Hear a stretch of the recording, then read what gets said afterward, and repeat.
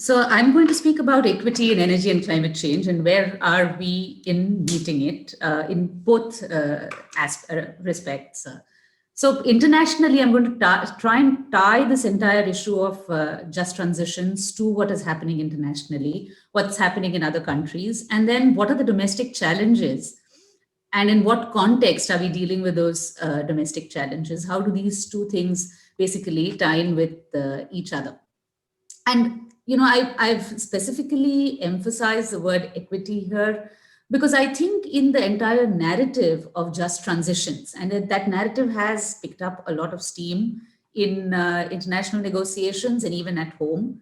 I think in that narrative there is a tendency to move from a perspective of distributive justice to a sort of a rights framework, even when it comes to energy. So then, when you talk about it, it becomes about securing certain amounts of rights for people, and then you move on. You do other things as the only sort of service to equity and justice there is securing some basic minimum rights for the people.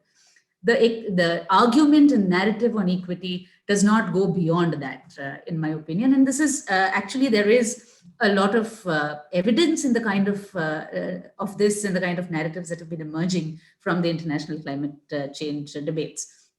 So let me begin. And I think everybody here who's attending knows this quite well, that equity has been an integral part of the position of developing countries, especially India, in the climate change negotiations. From Rio onwards to Katowice, I mean, there have been many debates within the country also about whether India has actually taken equity seriously or has simply been using the entire aspect of equity internationally to not take on commitments, to not do, not undertake an energy transition. Given what has been happening in this country on the energy sector front, I think that argument no longer holds. That your argument for equity internationally is somehow to hide your inaction domestically. I don't think that holds. But internationally, definitely, the argument for equity has been undermined quite significantly. Not just internationally, I must say, even at home, this has happened.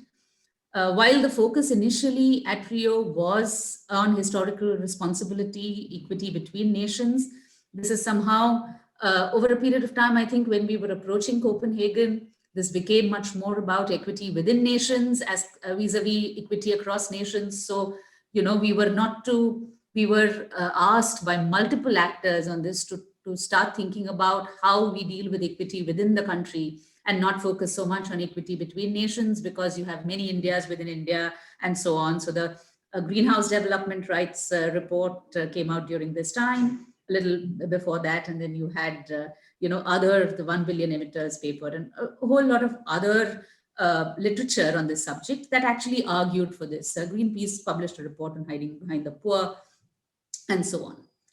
And now, of course, there is much more emphasis on equity between generations. So you have, especially in the Youth for Climate Change movements, in the Youth Assembly of the United Nations, for example, the argument is that you're a generation of people who have actually created this problem, and it is we, the youth, who will actually change this. I mean, this is in Greta Thunberg's speeches and the entire movement. Really, this is what you see, that it is the youth that are actually talking about radical action, transformation, and so on and so forth.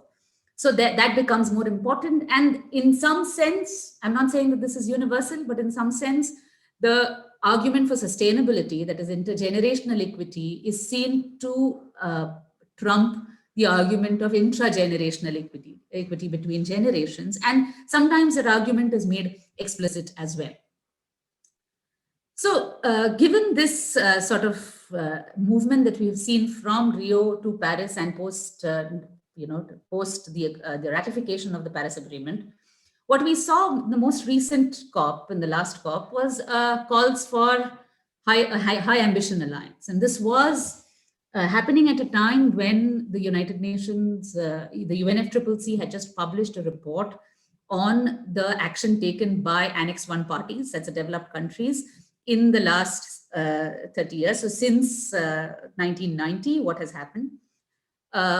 And of course, the report shows quite clearly, the data that was published shows quite clearly that very little really has happened actually on the emissions reduction front. And I will show the numbers quite soon. But nevertheless, there were calls for this high ambition alliance. There were calls for carbon neutrality by 2050. That's net zero emissions by 2050 without any differentiation. So it wasn't as if, the developed countries should at least do it before 2050. In fact, they need to do it before 2050. Maybe some emerging economies can reach there by 2050 and others can. No, there was no differentiation. There were calls for carbon neutrality globally by 2050. This means that a large majority of the nations were to actually undertake this path of rapid transition to low fossil fuel energy consumption. This was also accompanied by the declarations of climate emergency by many countries. The UK, Canada, France, Japan, New Zealand have declared climate emergencies. Now, it's really, it's quite fascinating that you have these declarations of climate emergency. You seem to see some kind of political mobilization around the question of climate emergency. And yet most of the countries that are listed here, their emissions since 2010 have actually stabilized, have stopped reducing. And in the case of some countries, their emissions have actually increased. They've not only stopped reducing, but have actually increased. And this goes hand in hand with this calls for a high ambition alliance and calls for carbon neutrality by 2050. So, and you have the United Nations Secretary General coming to India and speaking on at a talk organized by TERI, and saying that we should actually have India should phase out coal immediately by 2020. So the indications are quite clear that this call for high ambition alliance is an attempt to actually reset the clock to 2020. We do not talk about what happened before 2020. We look forward, and this looking forward narrative has been very much part of what the developed countries have been saying since Paris, for example, that let's, okay, so far we know what has happened in the past, but now let's look forward and let's see where we are going. So as part of the Paris Agreement, countries are also supposed to submit long-term strategies. And we've seen so far 20 parties that have submitted their long-term strategies. China has not submitted one, but has declared that it will reach carbon neutrality by 2060. But if you look at the long-term strategies that have been submitted by parties, no country, and a lot of them are developed countries, no country has given a carbon neutrality target. EU has said something about carbon neutrality, but it's also conditional. It's not unconditional. If you look at individual nations of the EU, their carbon dioxide reduction targets actually vary between 75 and 95% of 1990 levels. So they're not talking about zero. So it's quite a, they're not, even the richest countries in the world are not talking about zero emissions by 2050, let alone before 2050. Okay. So I'm going to start with making my argument and connecting it with the domestic challenges that we have and the domestic transition and the equity aspect of the domestic transition that we see. In the background of all of this that is happening internationally at the negotiations. We are also in the process of preparing our long-term strategy. We as in India is in the process of preparing our strategy. And in my opinion, we should stop thinking about ourselves as, China minus 20% or China plus 10 years or China plus 15 years. And that's how a lot of, when China makes a statement, we seem to be under a lot of pressure to also make a statement. And this is maybe that there is a bit of a break now from that kind of a situation. Earlier, we were negotiating also together. I don't know how things are going to go down going forward. It doesn't seem like that's going to be an alliance that sticks. But nevertheless, we have to think about what is important for us. And my argument is that India should actually, as a long-term strategy, secure a claim over the remaining carbon budget. Now, currently, the atmosphere is basically a free game. It's a free for all, and the fastest emitters basically are grabbing space. The longer we wait, to actually, the longer we take to use the atmospheric space, the lesser carbon space we have, and the faster we need to get into a transition. Now, how do you secure a claim over the remaining carbon budget? There can be various ways in which we do it. Of course, it has to be based on the principles of common but differentiated responsibilities and respective capabilities. It can be an unconditional and conditional targets. There can be two different targets. And we look at multiple long-term trajectories that are not driven by short-term targets. And I'll get to what I perceive as a problem of this short-term target-driven kind of policy interventions that we have seen so far. But what we do is we actually look at multiple long-term trajectories as a part of our long-term commitment to both saving the planet as well as securing a claim of developmental space. The commitment here would be to not overusing the carbon budget, our fair share of the carbon budget. Is it possible to underuse the budget? Yes, but it depends on tech demonstration and support. Okay, and now from whom, from where, whether we should be the leaders, etc., are all questions that will come up. There are, of course, 4 counter arguments that are made to this. The first one is that this is an old argument. This claim over the carbon space, fair share of the carbon space is an old argument. The world has moved on. We are now looking at a 3 degrees Celsius temperature rise. It's no longer, we don't have the luxury to discuss equity anymore. We now have to think about our future generations. And so intergenerational equity is more important. I've put that little, not an obscure tenet in the brackets because, it's a reference to the most recent Christopher Nolan movie, Tenet, which I won't give any spoilers here, but there is an obscure reference to climate change in the movie. And so, if you see it, you will recognize what it is. But I think everyone, even Hollywood, feels it very necessary. Emerging from a country which has done the least on climate change, they feel it necessary to keep talking about it in their movies. So you have that in Nolan's latest movie as well. But anyway, that is the first argument.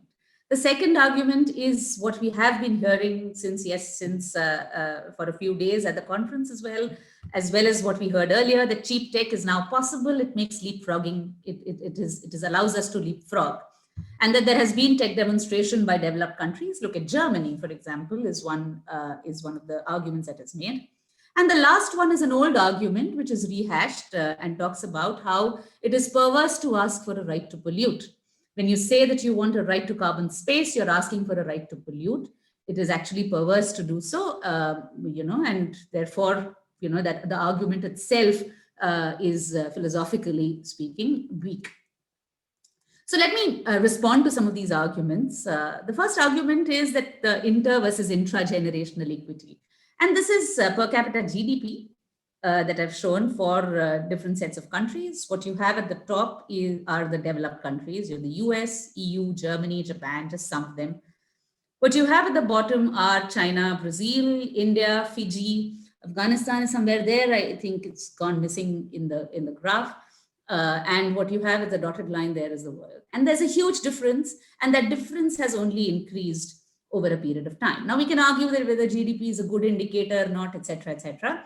So I've put in another one, which is the per capita wealth, which is not an annual flow indicator, but a stock indicator, a cumulative indicator, where the difference is even more big.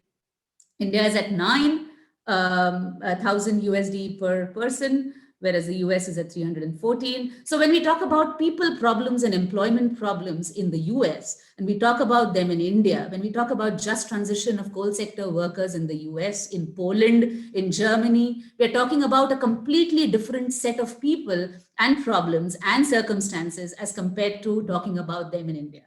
So I think there is very specific circumstances in India that need to be taken into consideration. This is HDI, for those who don't like GDP, wealth, etc. as indicators. This is HDI. You have extremely high HDI ranks here, very low HDI ranks there, below the world average per capita GDP. And you have basically the black dots suggest cumulative emissions. This group, US, Germany, Japan, higher years of schooling, higher life expectancy, very low for India, Fiji, Afghanistan, etc. Right? So there's an obvious relationship there. And if you look at the developed countries, you see that their per capita emissions have started reducing very, very marginally, let me add. The reduction is not fantastical at all.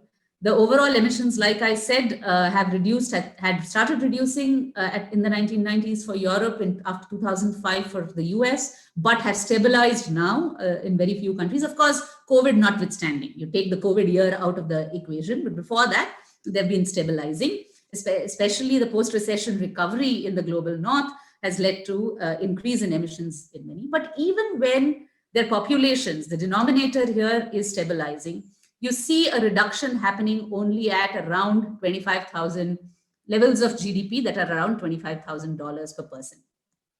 This is where India is, the world is, and look at Afghanistan, Fiji, etc.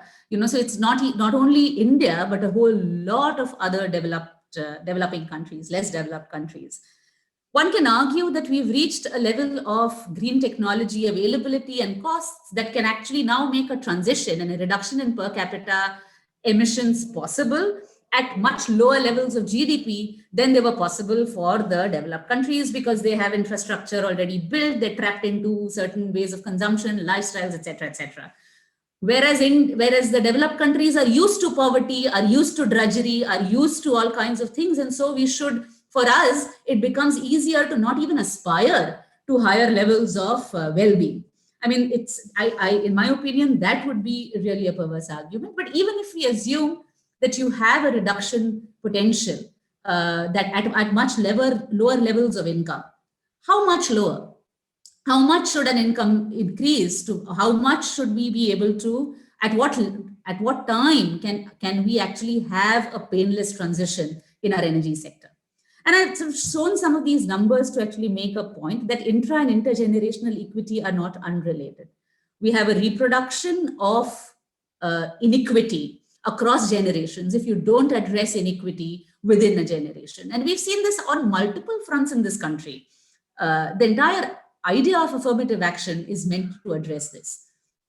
So securing a claim over the atmospheric commons, therefore, is a development imperative for the present and the future. It doesn't mean that we're going to use all of it, but there is, of course, that argument. The second argument is the demonstration of developed countries and cheap tech available for leapfrogging. Now, this is data for 28 of the richest countries in the world. These are non-EIT parties of the Annex 1 group. EIT is economies in transition. So these are the richest Western European, the US, Japan, Australia, etc., all of them, Norway, Switzerland, and so on. They constitute about 5.5% of the global population, 58% of the world's GDP, and a large majority of the world's emissions. Their emissions from 1990 levels collectively have reduced by only 2.2% with respect to 1990. Now, this is within the error margin of emissions measurement, actually. So the reduction from 1990 from the Rio Convention has been absolutely zero. And this is not KP, sorry, this is the fourth assessment report of the IPCC called for a reduction of at least 25 to 40% with respect to 1990 levels. So there has been absolutely none. Whatever reduction has come from the economies in transition, countries that belong to the Soviet Union, after the fall of which there was a huge recession, which led to decrease in their emissions for a large time. For meeting the 1.5 degrees Celsius targets, if you look at the fair share of countries, 40 out of the 43 Annex 1 countries have already exceeded their fair share. They're way beyond their fair share. That means they've eaten into others' fair share. Even for meeting the 2 degrees Celsius target, 30 out of the 43 countries have exceeded their fair share of only the remaining carbon budget. Now, even here, even I'm grandfathering old emissions. I'm not even looking at what's happened in the past. If we only look at what's happened in the future, this is what is. You look at the KP targets, few of them have met. A lot of them have not met their KP targets. Germany, the poster child of climate change mitigation, has not met its targets. None of them are on track to meeting their Cancun targets. I say on track because Cancun targets come into play in 2020. I have data only till 2017. They've all already exceeded their fair share of the 1.5 degrees Celsius budget Only Japan has some available for the 2 degrees Celsius budget, otherwise all have exceeded it. If you look at what's happening with specifically for these countries, the US, I mean, we are talking about not only, I mean, if I understand Girish Rimali's presentation, we are not only talking about not installing new coal, we are also now talking about, and what he's actually proposing is getting rid of existing coal. When you look at what's happening in some of these countries, the US has no plans for coal phase out. There's a decrease in coal consumption, which has been compensated by an increase in gas. There are no plans for phasing out natural gas or oil. India does not have gas. Germany plans to phase out its coal only by 2038. Again, no plans for natural gas or oil, and emissions have stabilized since 2010. Australia, again, no plans of phasing out coal and rejected IPCC's recommendation on coal phase out even by 2050, and emissions have stabilized. The UK plans to phase out coal by 2025. This does not imply carbon neutrality, however, because a lot of their electricity comes from natural gas. We don't have that option. If you look at the total per capita fuel consumption comparison across these countries and compare India, we are actually much lower as compared to most others. So these are, if you look at, on the other hand, if you look at renewable energy addition, we did much more than Germany in 2018. India did 12 gigawatts of solar and wind, whereas Germany did around 6 gigawatts of solar and wind at a fraction. I mean, India's GDP is a fraction of that of Germany. So the narrative around the Energiewende, etc., I think we should be a little more, there should be a little less hubris about it, given what is happening in the country.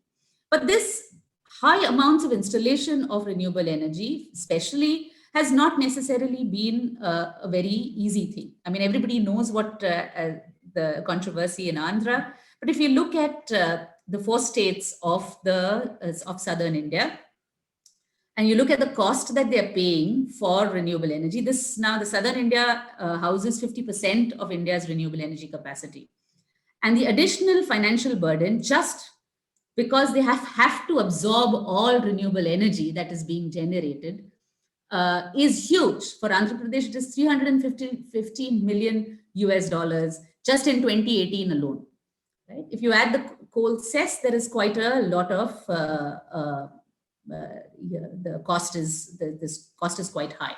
So, in response to the previous presentation, if you're talking about new solar versus existing coal, what about old solar? A lot of this cost is because you have old solar plants which are very expensive. In Tamil Nadu, the average cost of solar energy is not 2 rupees. 2 rupees is the cost of 2.5 rupees is the cost of the new solar. The average cost of solar is around 6 rupees for Tamil Nadu. It's around 5.5 rupees for Karnataka. So what about getting rid of old solar? Are we also talking about that? Because this cost is being paid by states which have large agricultural producers, cultivators who are paying residential consumers, as well as small and medium scale industry that pay a high cost of electricity for this. So my argument is that, and that this doesn't even include system costs. So when we talk about brownfield coal projects that have high costs and not the ones that with imported coal, I'm in agreement when it comes to imported coal. But when it comes to domestic coal, the high cost also is very strongly related to freight charges. How do we look at high freight charges? I mean, the role of freight in cross-subsidizing passenger transport is an important element of the provision of public transport in this country. I think it's an element that doesn't get discussed enough. I'm running out of time, I think, so I will sort of quickly summarize. So RE costs have reduced, yes, but there are system costs. There are storage costs, and one can argue that those costs have also reduced. But then, of course, we're not talking about 2.5 rupees per unit. And there is also the question of required system inertia. We just saw what happened when we had the Diya Jalao event during the COVID pandemic. Early in May, when the Prime Minister asked everyone to shut off their lights, and there was a huge drop in the electricity consumption. It was the rotating machines of hydro largely that saved the system. And this was an expected event. It was not an unexpected event. It was planned for. It was rehearsed by POSOCO a day in advance. The recent California blackout is an example of what, if you have extremely large intermittency, what can happen to the system if there isn't enough inertia in the system. And rotary machines, basically, or turbines, etc., provide that kind of inertia. We have constraints on gas. We don't have gas. The transition in developed countries has been largely to gas. It's not that renewable energy tech demonstration. If anything, we may have to look at China, but not at the others for that kind of demonstration. And that has been catapulted and bootstrapped by a large amount of fossil fuel generation and capacity. Hydro, again, we have similar issues. Our manufacturing capacity for renewable energy and storage is also a significant issue. So it's not simply a matter of being able to repurpose our old coal plants. Labor absorption is not going to be the same. And we currently do not have the capacity to manufacture. If we actually do manufacture, we will end up increasing costs, because even with the imported duty, Chinese panels are cheaper. Import duty, Chinese panels are cheaper. Sorry. And the last argument is that claiming a fair share of the budget is basically claiming a right to pollute. Now, I would argue that if you're talking about emissions that are greater than fair share, you can talk about pollution. Climate change is less of a pollution problem than a development problem. And this sort of, going back and forth about when discussing climate change, from pollution and the environment to climate change as a problem, keeps happening. This was very stark in Trump's presidential debate. He kept talking about, when asked about climate change, he kept speaking about clean air and clean water. But that is unfortunately not just a problem of Trump. It is quite widespread that we keep sort of going back and forth.